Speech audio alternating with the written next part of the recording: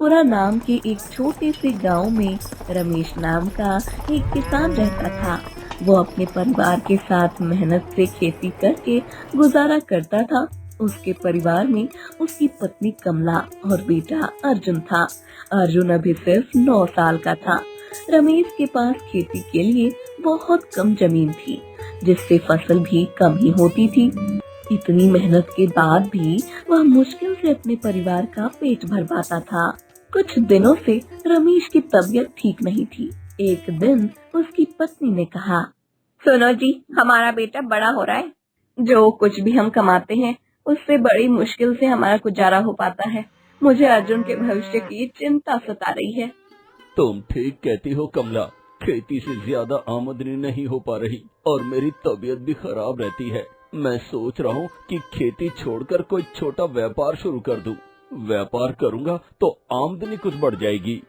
तभी पत्नी कमला बोलती है, लेकिन व्यापार के लिए तो पैसा चाहिए, लेकिन हमारे पास तो इतना पैसा नहीं है। आप इतना पैसा कहाँ से लेकर आओगे? तुम चिंता मत करो, हमारे गांव में मोतीलाल नाम के एक सेठ जी हैं, जो एक जमींदार भी हैं। अगर हम अपना खेत बेचना चाहें तो वे खरीद लेंगे।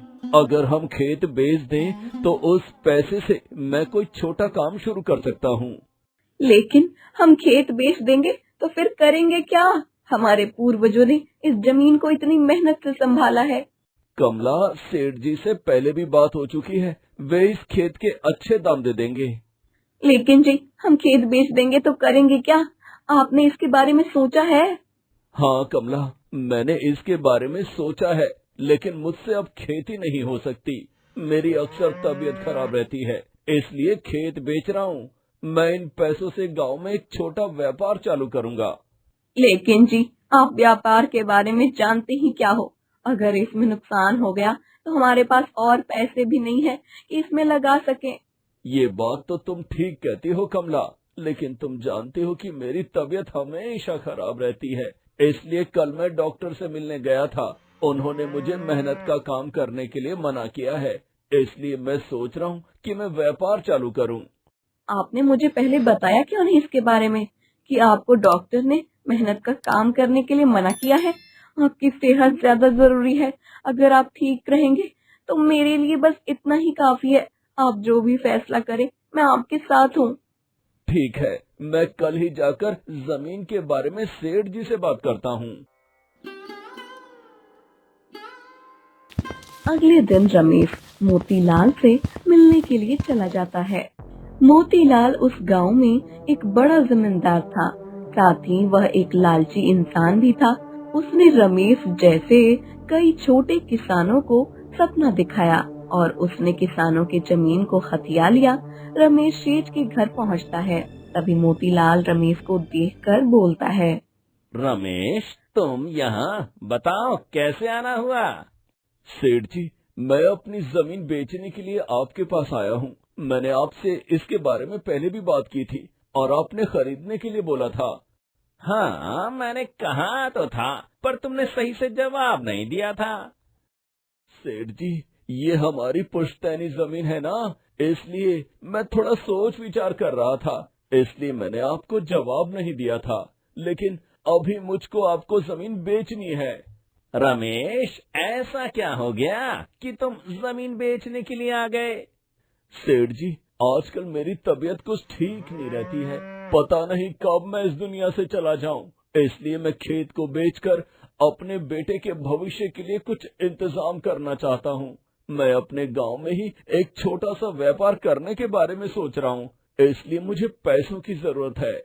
रमेश की बातें सुनकर मोतीलाल मन ही मन में खुश हो जाता है कि खुद चलकर मुर्गा मेरे पास आया, क्योंकि मोतीलाल ने बहुत समय से किसी को मूर्ख नहीं बनाया है, क्योंकि अभी तक उसे कोई मौका नहीं मिल रहा था। वो अंदर ही अंदर बहुत ही खुश हो रहा था, लेकिन अपनी खुशी को छुपाते हुए रमेश से बोलता है, देखो रमेश, मुझे अब तुम्हारे खेत की जरूरत नहीं है, लेकिन तुम बीमार हो और तुम कोई नया काम शुरू करना चाहते हो, इसलिए मैं तुमसे खेत खरीद लेता हूँ। सेठ जी, आप तो बहुत दयालु हैं कि आप हमारे जैसे गरीब आदमी की सहायता कर रहे हैं। लेकिन मोतीलाल के मन में तो कुछ और ही चल रहा था। वो रमेश का खेत लेना चाहता था, परंतु उसके बदले पैसा नहीं देना चाहता था। इसलिए वह मन ही मन में एक तरकीब सोचता है। देखो रमेश, मैं तुमसे खेत ले तो लूंगा, लेकिन मेरे पास अभी पैसे नहीं है। तुम जमीन के कागज पर दस्तखत करके मुझे दे दो, मैं तुम्हें 3 दिन बाद पैसे दे दूंगा। रमेश को मोतीलाल की जुबान पर पूरा भरोसा था, इसलिए उसने जमीन के कागज पर दस्तखत कर दिए और वह मोतीलाल को दे देता है। लेकिन रमेश को इसकी चालाकी के बारे में बिल्कुल भी पता नहीं चला। तभी रमेश घर पर आ जाता है। तभी उसकी पत्नी कमला कहती है, आप तो जमीन बेचने गए थे ना? हाँ कमला, जमीन का सौदा हो गया है। सेठ जी ने कहा है कि वो 3 दिन में पैसे दे देंगे। रमेश की तबीयत धीरे धीरे खराब हो रही थी। तभी कमला कहती है, क्या हुआ जी, आप पहले से ज्यादा बीमार लग रहे हैं? कुछ नहीं, बस थोड़ा शरीर दर्द हो रहा है। अगर मैं थोड़ी देर सो जाऊं तो ठीक हो जाऊंगा। इतना कहकर रमेश सो जाता है। फिर वह कभी नहीं उठता है। अपनी पत्नी और बच्चे को अकेला छोड़कर वह इस दुनिया से चला जाता है। रमेश का अंतिम संस्कार कर दिया गया। जब ये बात मोतीलाल को पता चलता है तो वह तुरंत रमेश से घर पर आता है और रमेश की पत्नी कमला से कहता है, देखो कमला, मेरे पास तुम्हारे खेत का पैसा है जो मुझे रमेश को देना था। मैं उसे पैसे तो नहीं दे सका, लेकिन तुम जब चाहो वो पैसा तुम्हें वापस दे दूंगा। तब तक तुम्हारा बेटा भी बड़ा हो जाएगा। जब भी तुम्हें पैसों की जरूरत हो तो मुझसे आकर ले लेना। कमला मोतीलाल की बातों पर विश्वास कर लेती है और जमीन के पैसे मोतीलाल सेठ के पास ही रहने देती है। वह मेहनत मजदूरी करके अपने घर का गुजारा करती है। धीरे धीरे अर्जुन भी बड़ा हो गया। तभी अर्जुन एक दिन अपनी माँ कमला से कहता है, माँ, मैं शहर जाकर पढ़ाई करना चाहता हूँ। मुझे पैसे की जरूरत है। क्या आपके पास पैसों का इंतजाम हो जाएगा? तुम चिंता मत करो बेटा, तुम्हारे पिताजी ने पैसे जोड़ कर रखे हुए हैं जो गांव के सेठ के पास है। मैं अभी लेकर आती हूँ। तभी उसी समय कमला सेठ जी के पास पैसे मांगने के लिए पहुँच जाती है। तभी मोतीलाल कमला को देखकर बोलता है, अरे कमला, तुम यहाँ पर क्या करने आई हो? सेठ जी, मेरा बेटा पढ़ने के लिए शहर जाने को बोल रहा है, तो मुझे पैसों की जरूरत थी। तो तुम मेरे से उधार मांगने के लिए आई हो? ये आप क्या कह रहे हो सेठ जी? हमारे खेत का बचा हुआ पैसा आप ही के पास है, मैं वही पैसा मांगने के लिए आई हूँ। मोतीलाल कमला को पैसा देना नहीं चाहता था।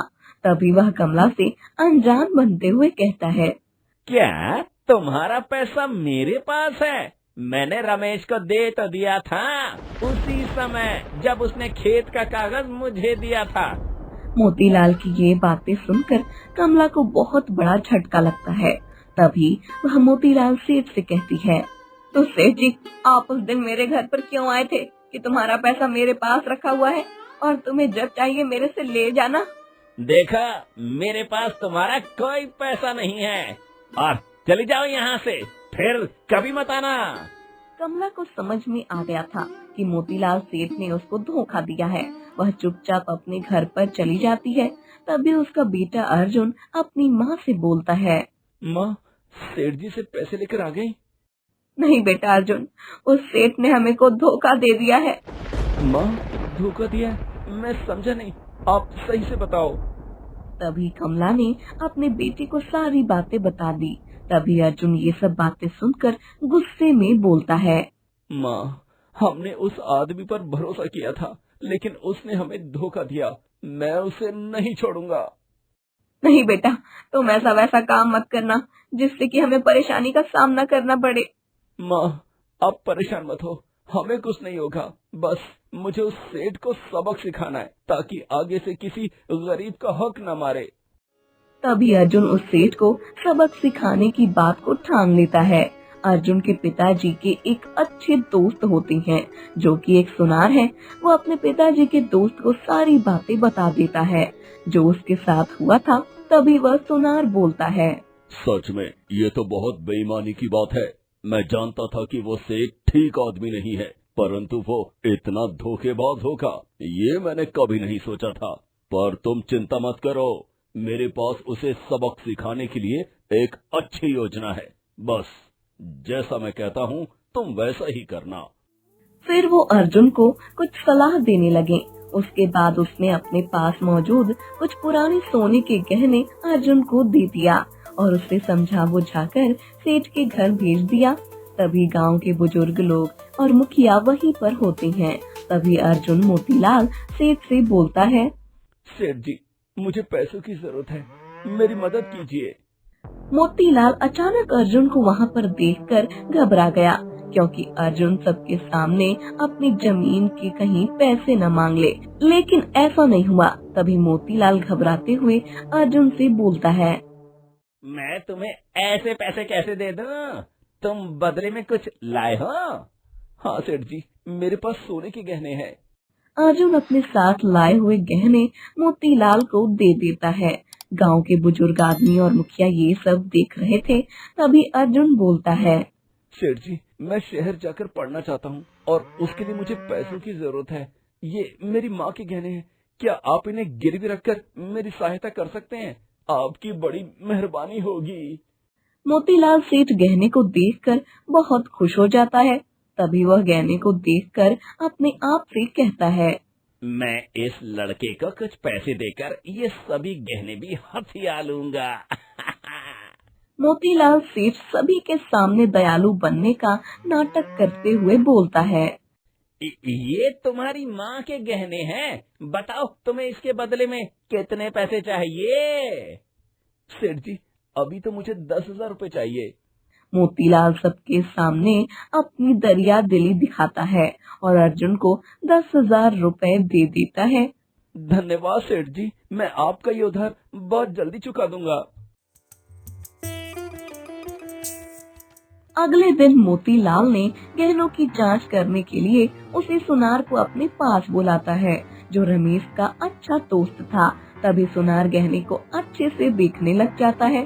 सुनार योजना के अनुसार नाटक करते हुए बोलता है, सेठ जी, ये तो हमारे बड़े साहूकार जी के गहने हैं और मुझे इनमें कोई शक नहीं है, क्योंकि काफी दिन पहले ये गहने मैंने ही बनाए थे और उन्हें बेचे थे। लेकिन कुछ दिन पहले उनके गहने चोरी हो गए थे। वो कब से इस गहने को ढूंढने में लगे हुए हैं। मोतीलाल सेठ ये सब बातें सुनकर डर जाता है। तभी वह कहता है, अब सुनार, तुम ये क्या कहते हो? ये गहने गांव के साहूकार के हैं। जी सेठ जी, ये गहने अब चोरी के हैं। आप जैसे बड़े लोगों को शोभा नहीं देता।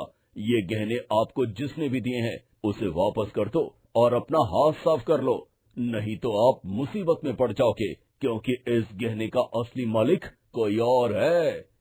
पहले से ही सोची समझी योजना के अनुसार सुनार मोतीलाल सेठ को डरा देता है और वहाँ से चला जाता है। उसके जाने के बाद मोतीलाल सेठ अर्जुन के घर पर आता है। तभी अर्जुन मोतीलाल सेठ को देखकर बोलता है, सेठ जी, आप यहाँ? बोलिए सेठ जी, आपको यहाँ कैसे आना हुआ? अर्जुन, मुझे अपने पैसे वापस चाहिए। तुम अपने गहने ले लो और मुझे पैसे वापस दे दो। सेठ जी, पैसे तो खर्च हो गए, आप मुझे कुछ दिन का समय दीजिए, मैं आपको पैसे लौटा दूंगा।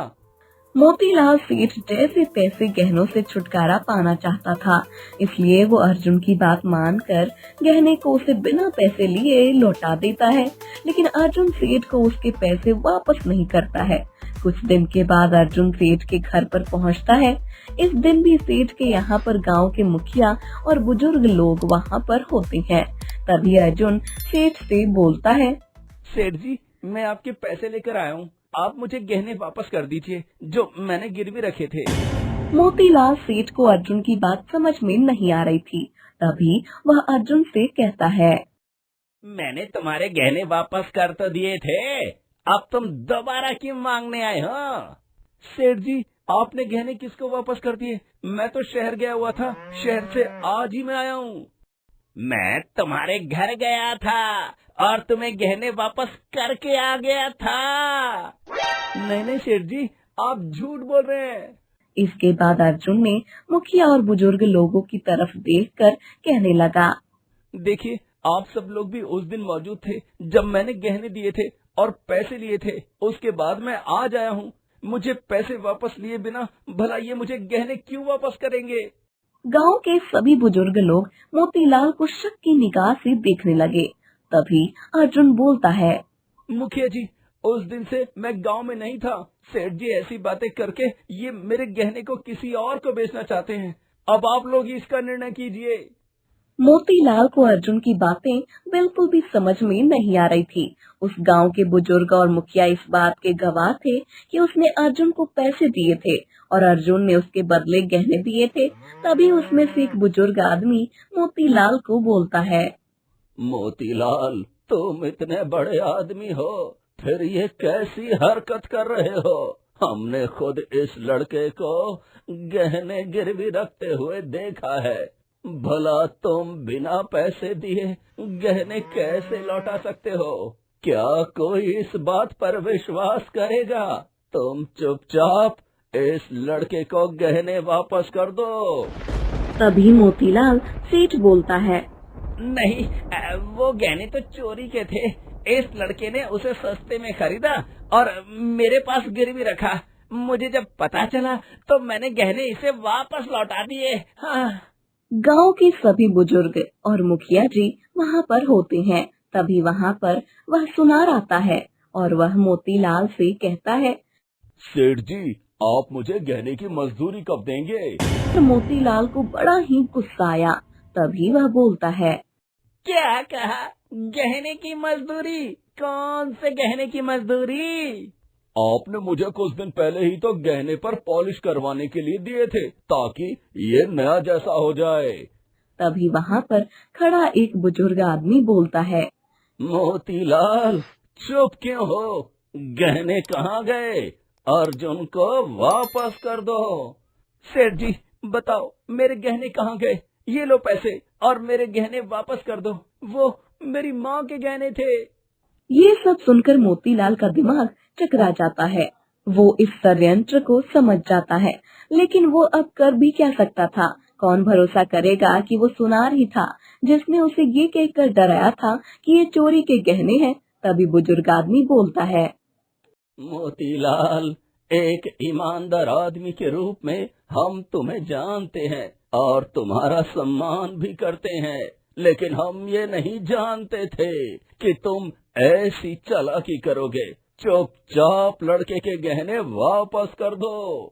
मोतीलाल सेठ को ये सब देखकर बड़ा ही सदमा लगा। उसे उम्मीद नहीं थी कि ऐसा धोखा उसके साथ भी हो सकता है।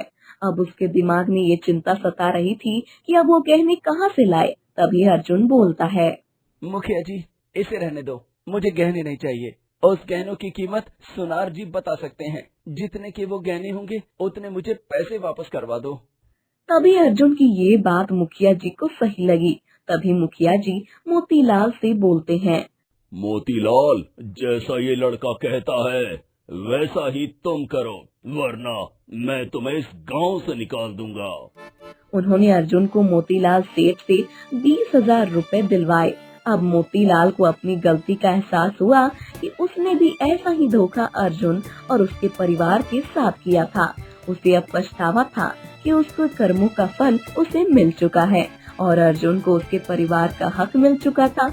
उसके बाद मोतीलाल ने किसी भी किसान के साथ ऐसा धोखाधड़ी नहीं किया। अगर आपको हमारी वीडियो अच्छी लगी हो तो लाइक, शेयर और सब्सक्राइब कीजिए और कमेंट बॉक्स में अपना सुझाव दीजिए। अपना कीमती वक्त निकालने के लिए धन्यवाद।